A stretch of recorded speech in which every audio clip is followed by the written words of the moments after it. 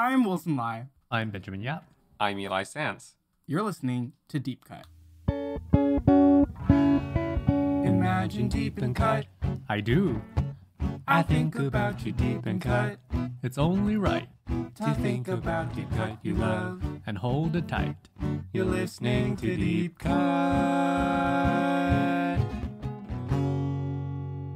You're listening to Deep Cut. Ba-ba-ba-ba-ba-ba-ba-ba.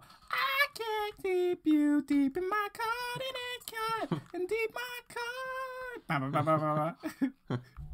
On Deep Cut, we compare a director's most popular film with a personal favorite chosen by one of us. We also discuss that director's life and career to bring context that helps us view their movies as they may want us to. Last week we introduced Wong Kar-wai with the popular pick, his 1994 low-budget film of Yearning, Place and Time, Chungking Express. So today we're going into the Deep Cut picks, and we're going to be going in chronological order, which means I'm up first. My pick is 1997's Happy Together. It stars Tony Leung and Leslie Cheung as troubled lovers who break up while visiting Argentina, leaving Tony Leung's La Yufei stranded, longing for home and companionship. This is a movie that means a lot to me. It's one of those movies where what I bring into it matters as much as what's on screen, and I'll explain what I mean there. But first, I want to hear how you both feel about this movie and how you feel about this rewatch. Ooh, Wilson. Ooh, thank you. Thank you, Eli. For a second there, I thought I was in A perfect response. Yeah, I was in like a Looney Tunes episode. Oh. Ooh, Wilson. What's going on? I really love Happy Together. I think it was one of the later Wongs that I discovered.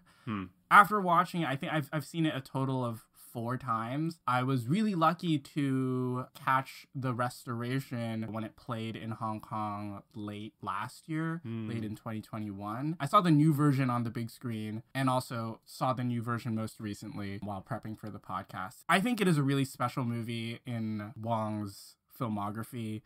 It is basically a perfect movie. I think that I could say that for me, I think around 6 of Wong Kar-wai's movies are perfect to me.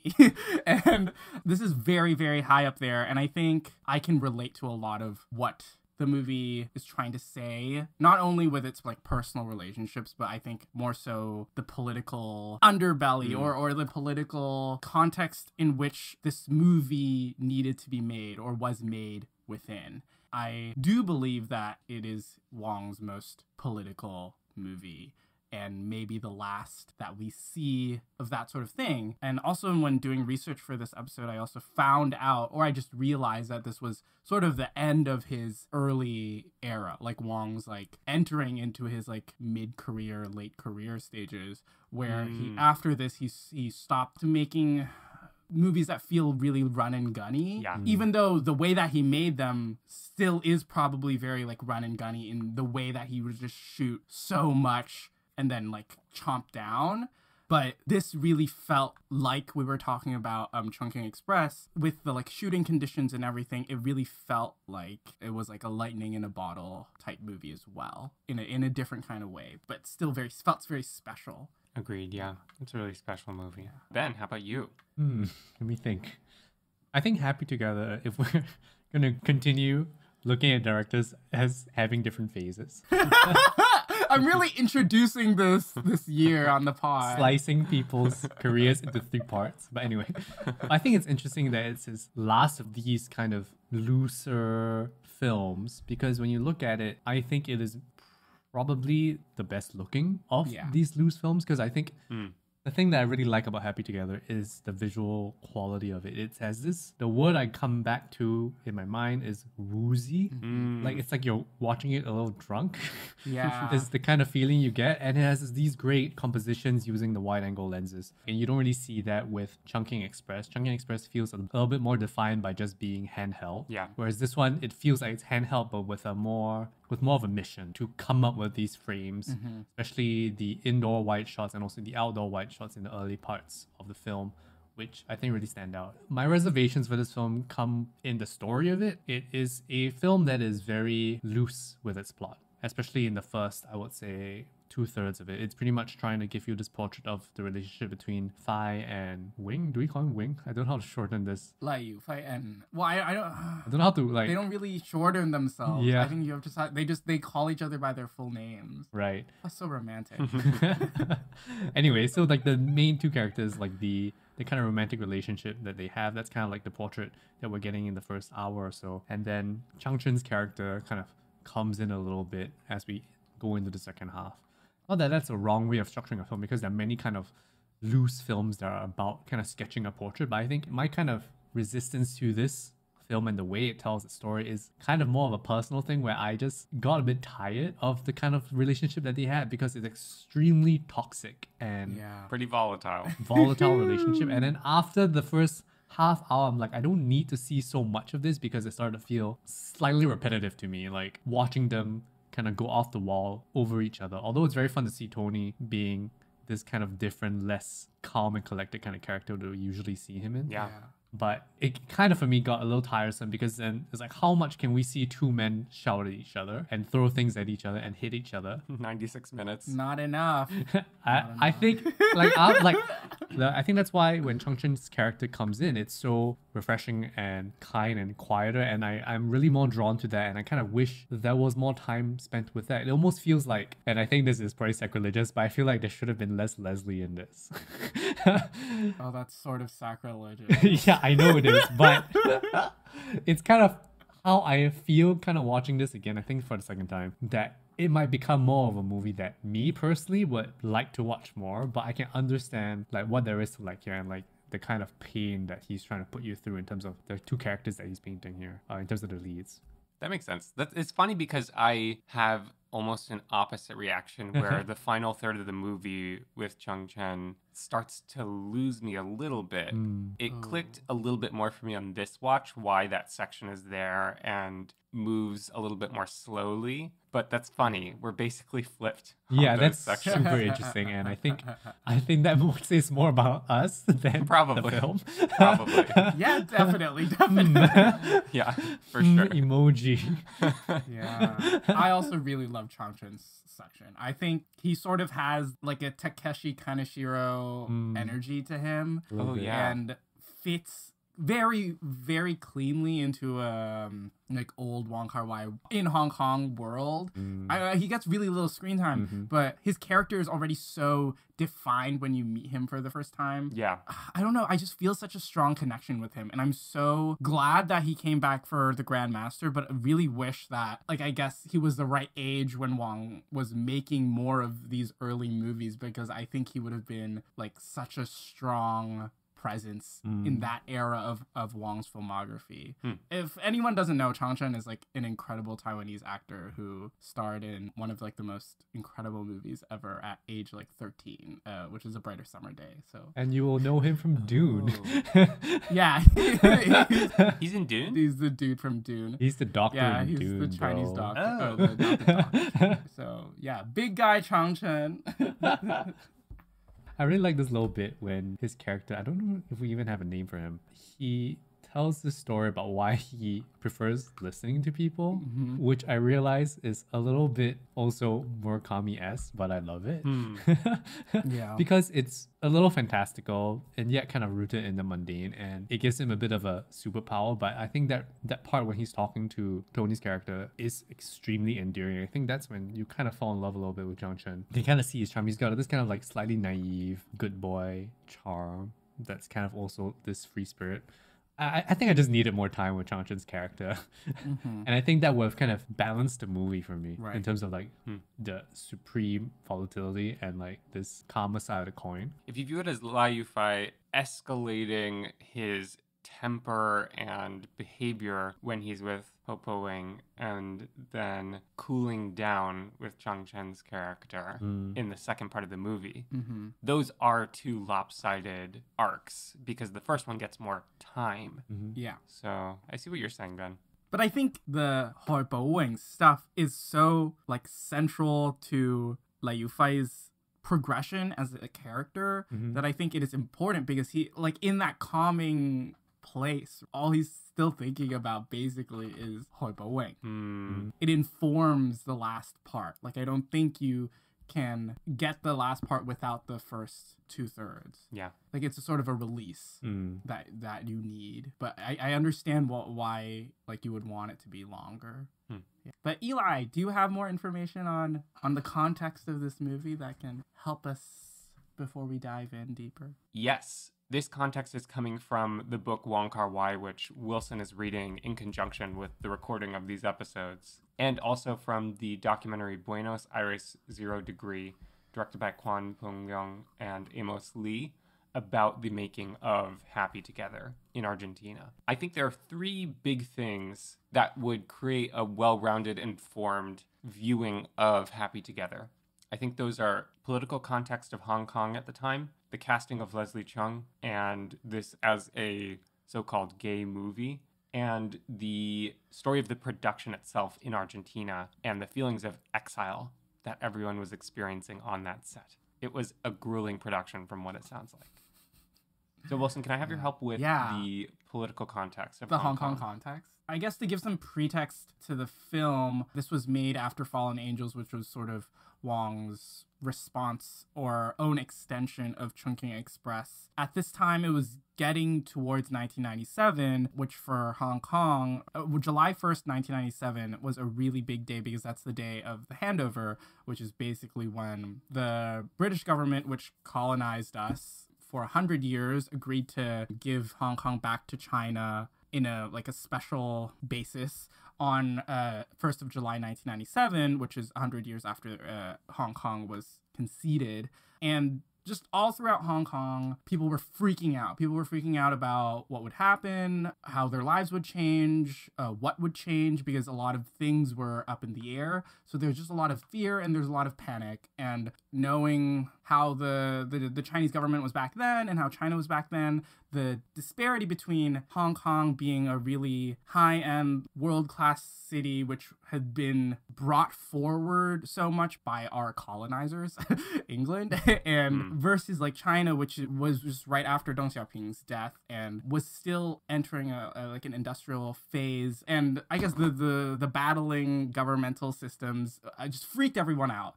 And a lot of filmmakers were trying to churn out movies that would push the boundaries or they thought would not be allowed in this new Hong Kong, which did include Wong Kar-wai, which also links into Eli's second point about it being a gay movie, because Wong was fearful about the idea that there wouldn't be a chance for someone in Hong Kong to make a gay movie after the handover, considering China's stance at the time on gay people. And having worked with Leslie Cheung, who was at that time, at least according to the book, at that time he was already outed, Wong convinced Leslie that he needed to star in a gay movie, or Hong Kong needed a real gay movie before 1997. And that was sort of the instigator of all of Happy Together.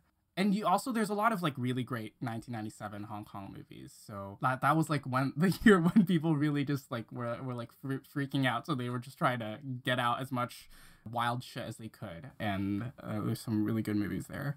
Name a few. Toss out some recs. Let me think. I think checking Letterboxd. Sorry, I just want to double check. Fruit Chan's Made in Hong Kong came out in 1997. Oh. We also had Peter Chan's Comrades, Almost a Love Story, which is sort of hinges on the idea of the mainland China to Hong Kong diaspora, and then from Hong Kong to the rest of the world diaspora as well as Ringo Lam's On Fire series. So like City on Fire, School on Fire were all just made because of this 97 freak out.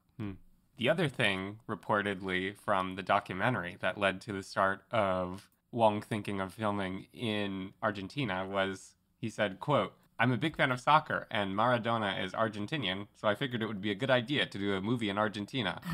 End quote. But that's ridiculous. Yeah, that's not the reason. Let's basically just put my finger on the globe kind of filmmaking. Yeah. Which is like nice that you can do that. Like to just go somewhere, because you don't know what it means to make a film in Argentina. Probably. Yeah, well, that's the interesting thing in this documentary is that Wong has this very tight-knit crew that he had worked with on his previous movies. They were very loyal to him, and he brought them all to Argentina in mid-August 1996. right from the start, people like Letitia Ye, the production secretary, were location scouting and getting to know life on the ground in Buenos Aires, because it's very different coming from one city where you know how to film and evoke everyday life and going to another. But the trick with this movie is that it's not quite everyday Buenos Aires life, right? It's the experience of being an outsider coming into a new everyday context. Wong says things in this documentary like, quote, "During my stay in Argentina, I gradually lost my sense of time," end quote.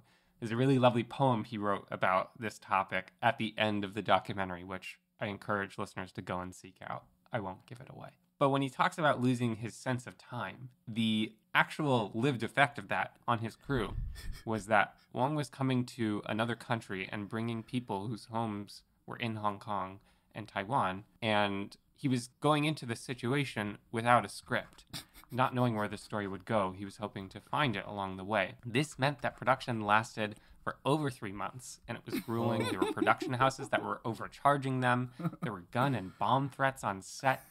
Leslie Chung had to leave partway through due to a scheduling conflict. Tony Leung had an escape plan. It sounds like it was pretty miserable. What does that mean? He had an escape plan because they were traveling to Iguazu again to shoot. There was a second time they shot at the waterfalls, and he made a plan that when he got off the plane in Buenos Aires, that he would run to the international airport and catch a flight back to Hong Kong and leave everybody. But he decided against it. Because he got sick of shooting. Yeah, he talked for ages about getting really sick of being in Argentina, and that informing the end of the movie for Wong. His decision to bring Lai Yufei back to Hong Kong and back to Taiwan was sort of informed by a lot of the crew's sentiments and the cast's sentiments at the time. It really sounds like a pretty unpleasant production, and it's implied at the end of the documentary that these conditions lead to the breakup of Wong's loyal crew from the first phase of his career. And I think there's an argument you could make that this pushes him into the next phase of his career with the less run and gun sort of style. Would you agree, Wilson? Yes, I agree. And I think that this, and also I guess coupled with the sort of never-ending shooting of In the Mood for Love and 2046 by extension, that really pushed Chris Doyle and Wong Kar-wai apart, I guess, according to stuff I've read, is that Wong's constant pursuing of perfection, but not really knowing what perfection is until he comes across it, just made Chris Doyle mad and not want to work with him anymore. But that's how perfection is made, right? You can't just go in thinking you can bang something out like this in a week of shooting. It's hard to argue with the results because it's hard to manufacture spontaneity. Wong says in the documentary, quote, "I'm still not sure what I do want, so I'll keep looking," end quote. And that sums it up. It's a process of finding what works for him, but you also see how that's hard on his crew. Yeah. So with this extended stay in Argentina, an unfamiliar place, a different language, these streets that are sort of half European, a big melting pot of different cultures and people of different origins, and also a lot of its own troubled history that you're coming into without much knowledge of, a different cultural context and a different historical context. Here's where my personal experience or maybe baggage comes into this. I mentioned on our 2022 episode that I studied abroad in Argentina for 6 weeks in the summer of 2016. And I just remember the feeling very clearly of like walking around Buenos Aires. Did you have a little fling? No. Sorry. I had no heartbreak in Argentina. I was just wondering how deep this personal connection went. It's more the feeling of being in a new city, of both longing for home and wanting to immerse yourself deeply in this new place where you are. The feeling of anonymity. There's something that the script supervisor, Eileen Chen, says in the documentary. She says, quote, "I like going to places where nobody knows me, nobody knows who I am or where I'm from," end quote. And I heard that and I was like, oh, that's the power of this movie to me. Mm-hmm. It's this very clearly distilled experience of being a stranger in a new place and feeling alone in some ways, but also very present and connected to where you are through things like these wide lens shots that Ben was mentioning that really put you into the place. So that was similar to my feeling on this trip. And then watching Happy Together for the first time, I felt that again. Oh, wow. And it's just one of those movies where you have a feeling that already exists, and then you see someone replicate it, and you feel seen for that feeling, even though the circumstances and the plot of the movie are very different from my experiences. Yeah. It's really incredible when a movie can do that. Yeah. And touch you like so deep within. It's very emotionally immediate. Did you recognize anywhere? I recognize the main square where the Obeliska monument is. Time lapse. Yeah. Is it? Exactly. And the buses look the exact same as they did in 1997. That's nice. I mean, aside from that, you haven't told us about what else you like about the film, Eli. Oh, yeah, that's a good question. Why is this your deep cut pick, Eli? Yeah, you haven't gone into that. The main reason is this. The main reasons I went to Argentina one time. Ow. I'm kidding. You sick burn. Yeah. It's the Leo DiCaprio meme of pointing at the screen. That's my reason. Okay, yeah. I mean, a large part of it is that it's this emotional rawness that is in the movie. I do agree with Ben for different reasons that the plot maybe isn't the thing that grabs me, though I do think the structure is very interesting, especially considering that most of the story was discovered and designed as they went along. I feel that it's a very lightning in a bottle combination of this crew and, oh my God, these actors to really create this unique, specific feeling that doesn't really exist in another movie. Yeah. It's just the specificity and uniqueness of it broadly. And then if I dig down, I do really like movies where you can tell that the spontaneity is organic and it's really, really very clearly discovered this movie as they went along. Yeah. It's pretty hard to deny. That's one of the things about Chungking Express that I enjoy too, is this magnetic, what's going to happen? What are they going to do? Like, just the joy of seeing what will be discovered next. To me, this is a step above Chungking because it's imbued with this deep sadness and anger at the heartbreak that Liu Yufei is going through. This one really puts you through it. Yeah, it does. Whereas Chungking is exploratory in its discovery, this is really trying to burrow into the feeling of its main character.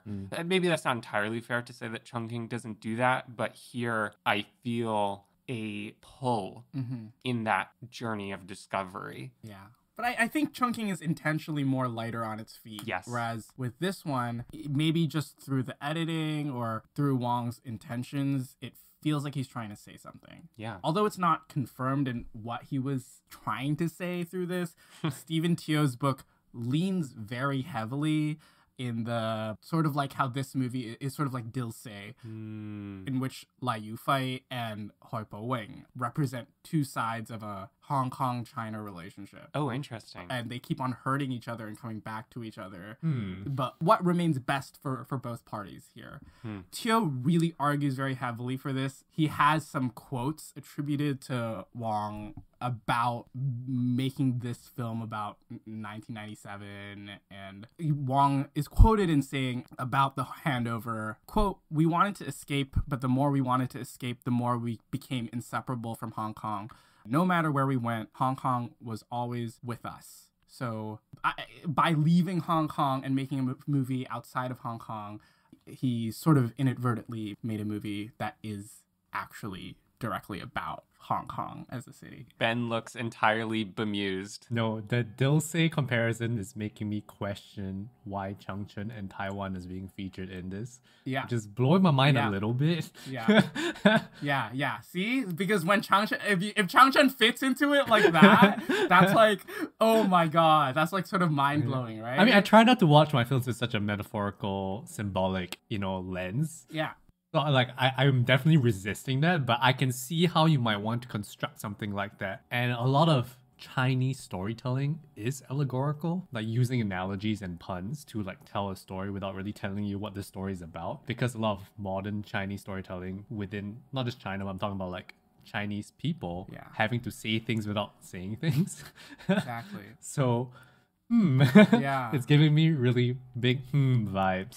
And some of the endings that they did shoot were pretty violent and telling. Like there are shots in the documentary that Eli mentioned earlier, where it's an alternate ending where Lai Yufei like kills himself, and you see him like slashing his throat and slashing his wrists, and that's like was very shocking to me. Yeah. But also sort of matches Dilsei in an even more clearer way, where it's like, what is the answer to all of these big issues? I'm trying not to actually say the things I'm thinking about because I'd rather not.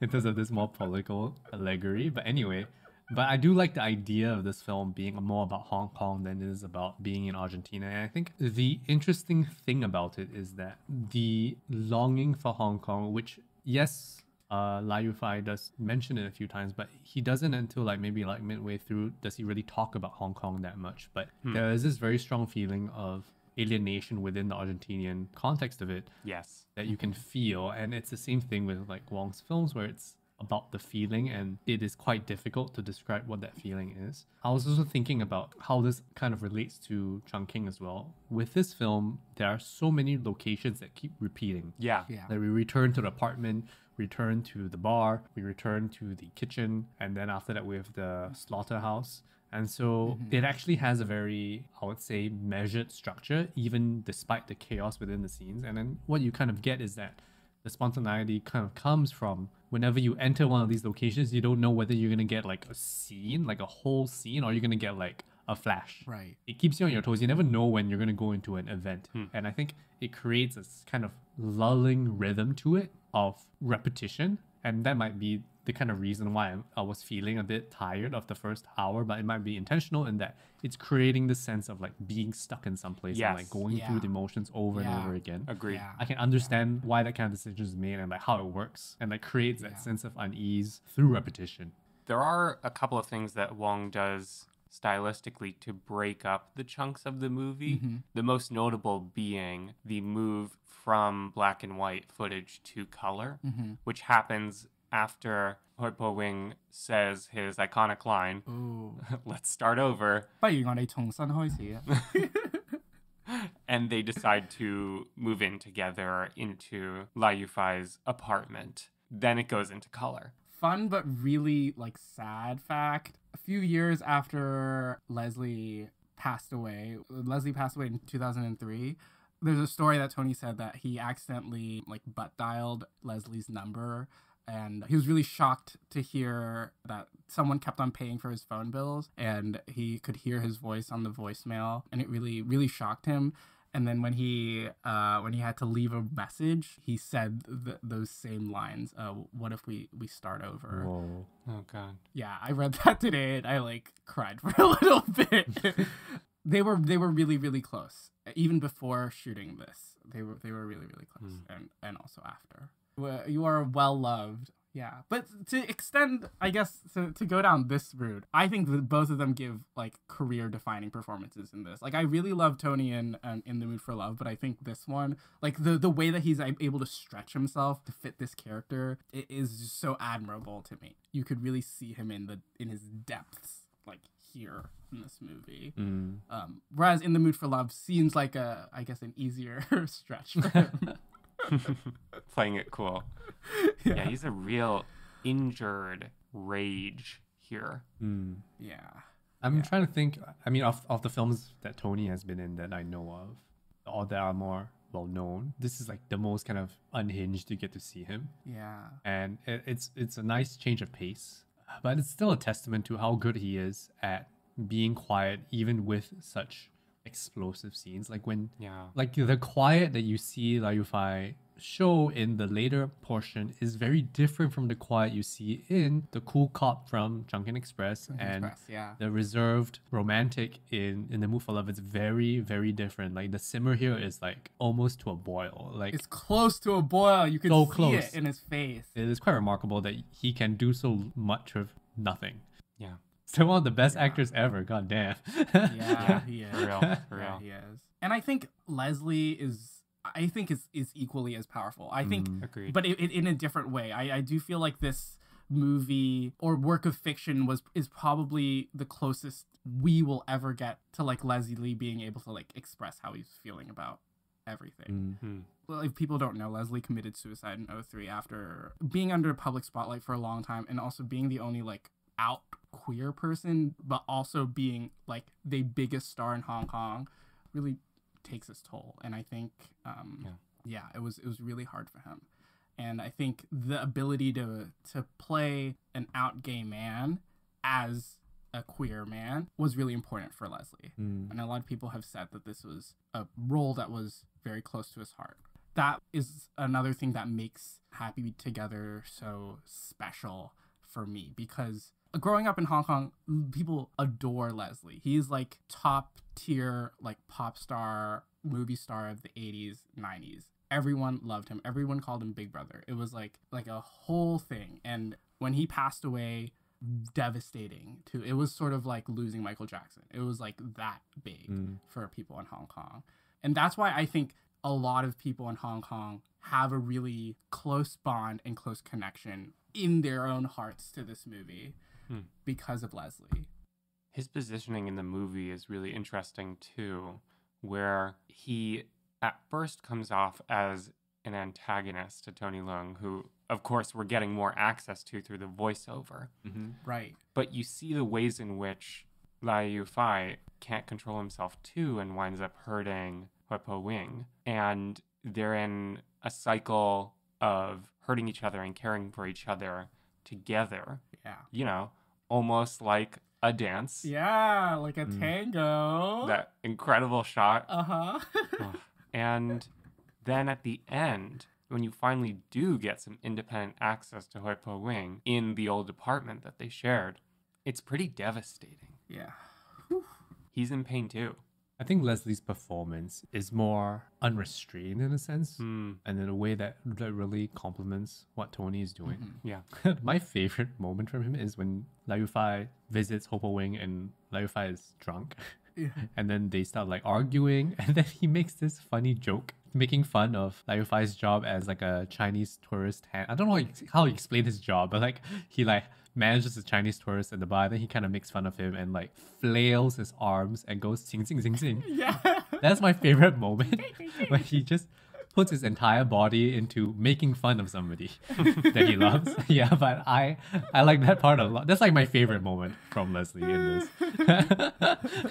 It's a good moment. You don't really think that they're good or healthy for each other, but whereas other movies would convey that heavy-handedly and make it about how bad they are for each other, you just feel a lot of ache, and you do want them to be together, but you know it's not right. It's the same thing Ben said about it's this feeling that you can't really convey, but it's very achy and tender. I don't know if I want them to be together. Like so much of me is like, can I pull this guy out of the screen and just slap him in the face and be like, can you go find somebody else? Like that's my feeling, when I watch this, where it's like, make a sensible choice for yourself. Of course, that's me coming from where I am.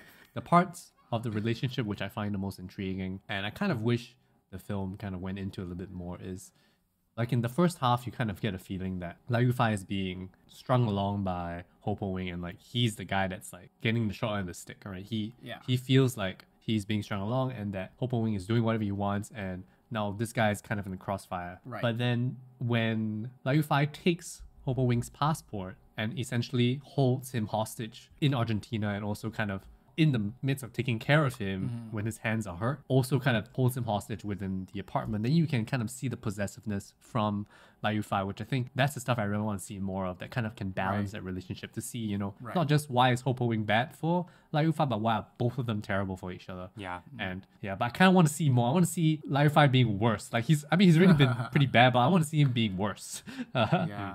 I sort of agree, but I think it is like laid pretty clear, and because we're getting a lot of things from Liu Fai's like narration and perspective, it makes sense that you don't want to make him so hated. And I think there's a tricky balance, and when watching the doc, you realize how much fat or like things were cut. Like there's a scene in the doc, like a short deleted scene, where Tony leaves the apartment and he has a narration that says, "Oh, I don't know if I come back, will Hoi Po Wing still be there? Yeah. I should get a lock for the door."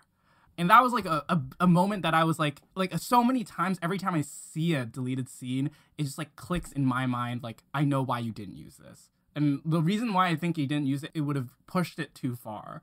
Editing a Wong Kar-wai film is such a tricky task in balancing story. He when he shoots, he just maybe like for a couple days he just goes down this thread and like shoots with this other like character and actor that we never even see in the film, but he just goes down that tangent and shoots like a lot of different scenes. This happens to like 3 different women in this movie who in the end we just don't get any women, but from the deleted scenes we have 3 like fleshed out characters with narration, like who have narration, and he just decides to cut it because, I guess, balancing story, right? And what is important. And what ends up being important is Liu Fai and Hoi Po Wing's relationship. But if you're interested in seeing the other threads that this movie could have taken, you should watch the documentary, because yeah, there's also a lot more Changchen stuff. But this is going back to saying I think it is a tightrope walk in depicting this toxic relationship.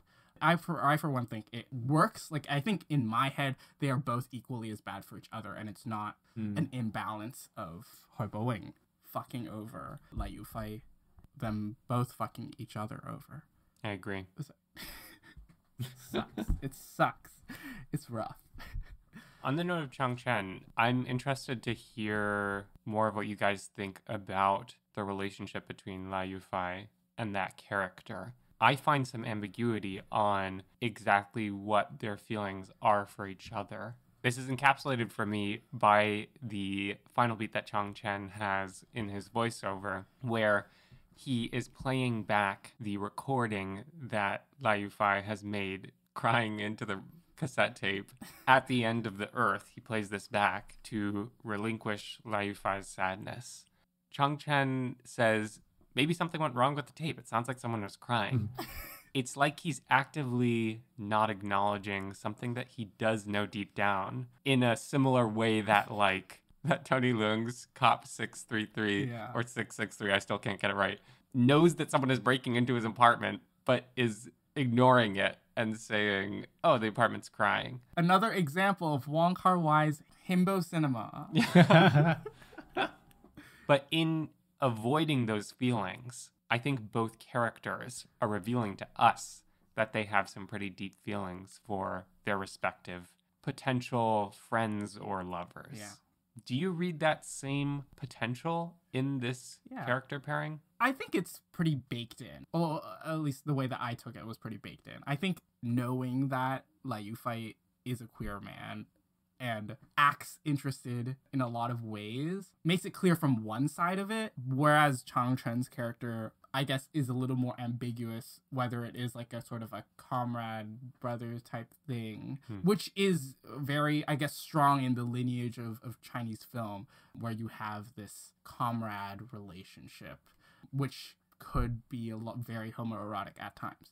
But I do think there are glimmers there, like when Liu Fai asks him, oh, why didn't you like go on a date with the girl who asks him on a date, and he says, I don't like to watch movies, which I'm like, okay, yeah, sure, dude. He says he likes women with deeper voices. Yeah.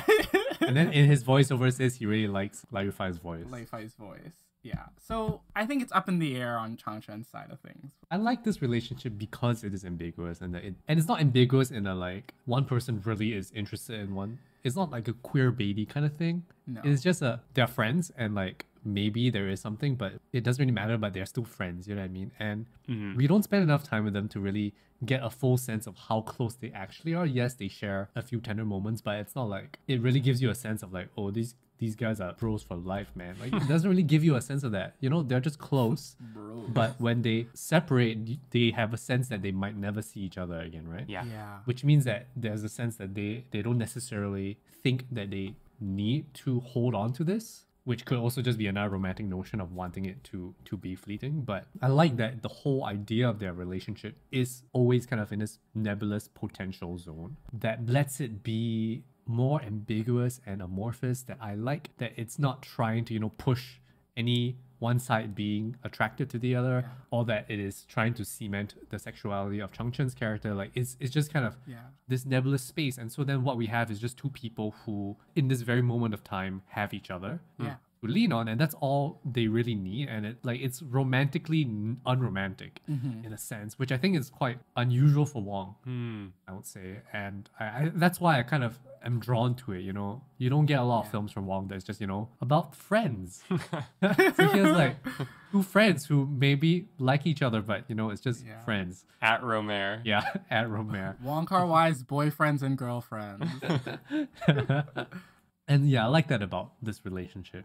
I like that a lot, and that informs my thinking about the arc that Liu Fai goes on in terms of escalating his discomfort and then maybe arguably cooling down and getting a better sense of perspective through his friendship and having more of a sense of at-homeness where he is before ultimately leaving. Which makes me wonder also, where do you feel that Liu Fai is emotionally at the end of the movie? What is the emotion at the end of the movie for you?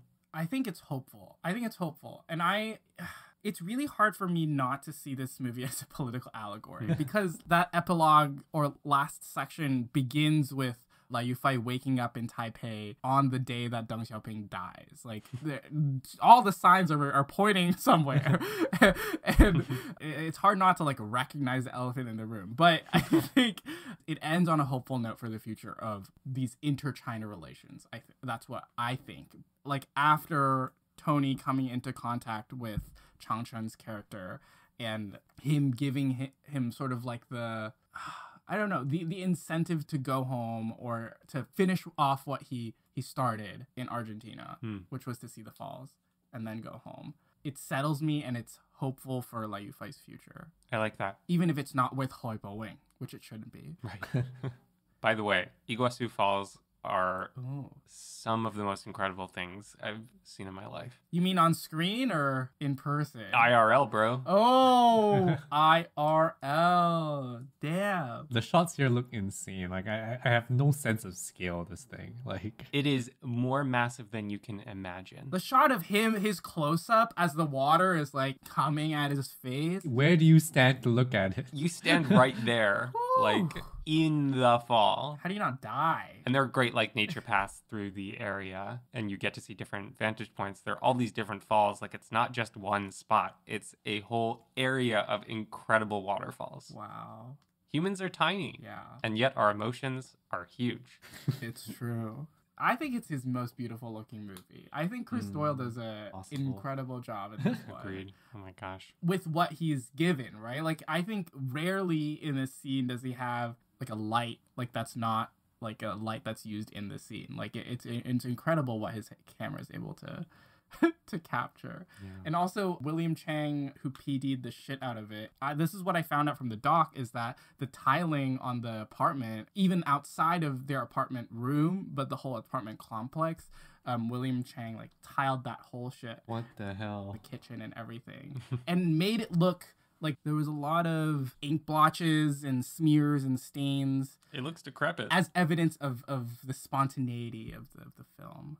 It just feels and looks very lived in, which is hard to do because you're making a movie in in a country that you're not from. Yeah. In order to get that sense of lived inness, I think it would have been hard to do if they didn't spend that whole time in Buenos Aires. Like, I don't think there would have been enough time to like soak in the whole vibe and feeling and emotion in order for Wong to fully complete this movie. Yeah, it's an incredible cooperation between the production design and the lenses that, again, make you feel like you are in the space pretty solidly. Yeah.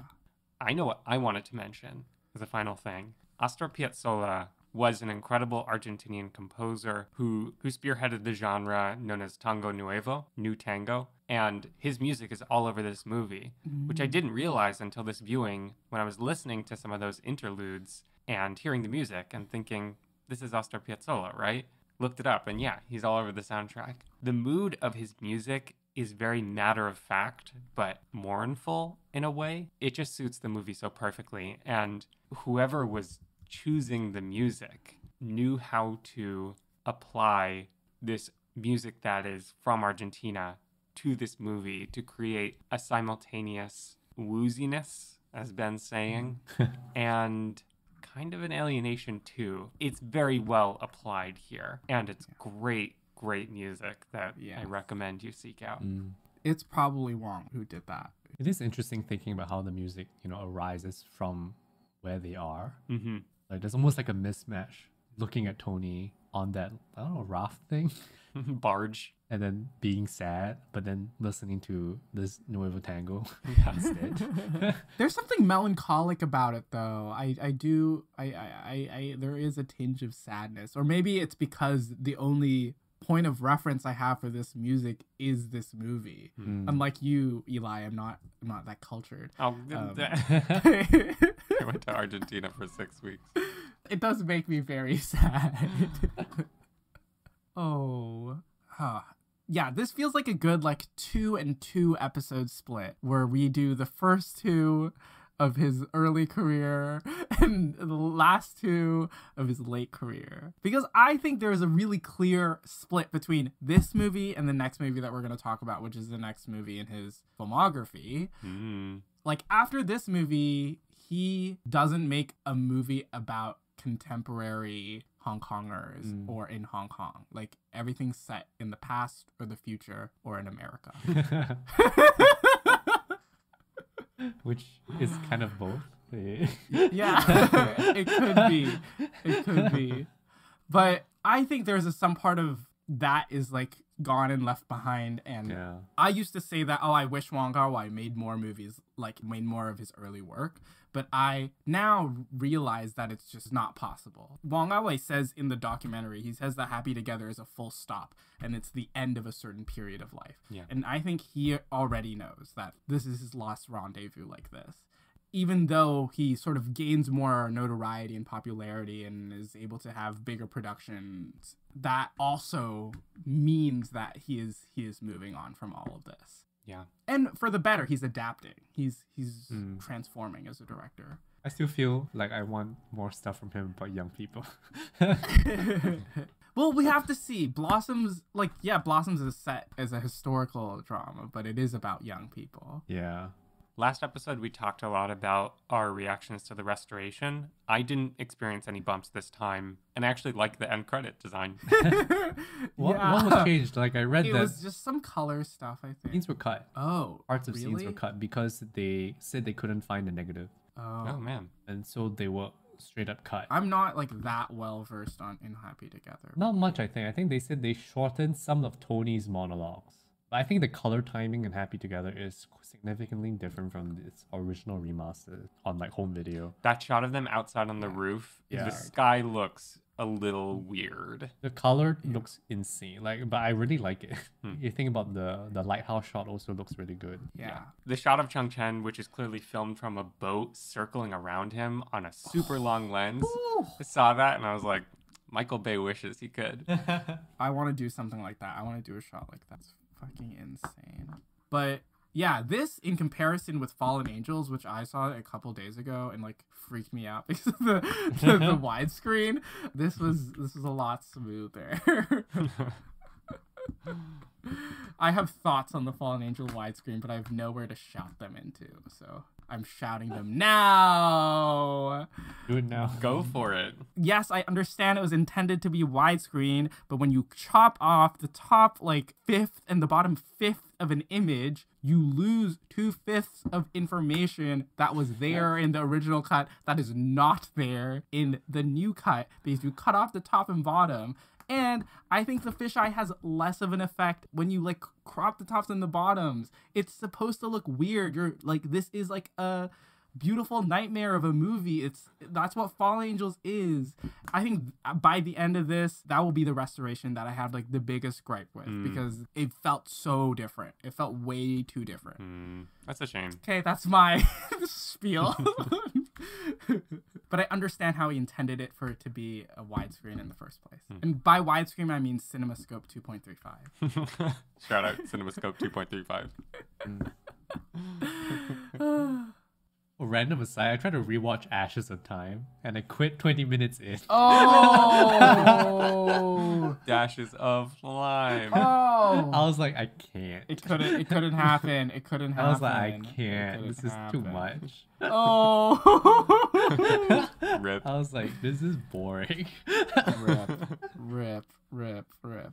It's complex, I tell you, it's complex. No, it's not. It's just this one person going like, I'm yin, I'm yang, and it's just going on and on. And I'm like, okay, bro. Where are we going with this? Are you talking about Bridget Lynn's character? I don't know. I don't care.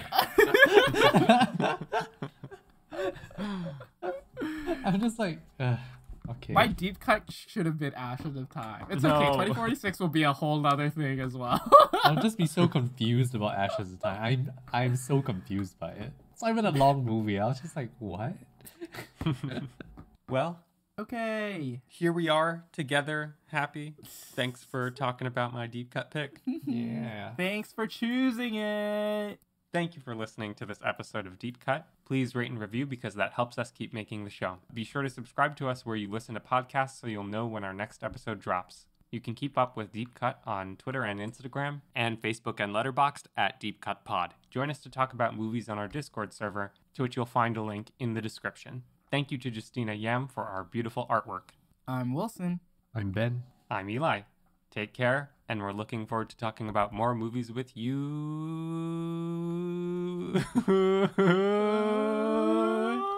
next time.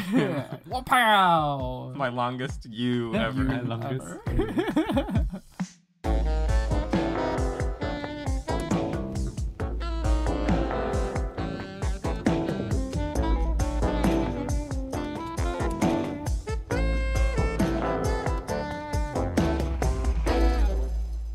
I watched the doc on double speed, Smart. and I skipped all the deleted scenes because I just wanted the information. Why? Because the movie is as it is, and I don't want all these other characters who don't exist. It's true. It's true.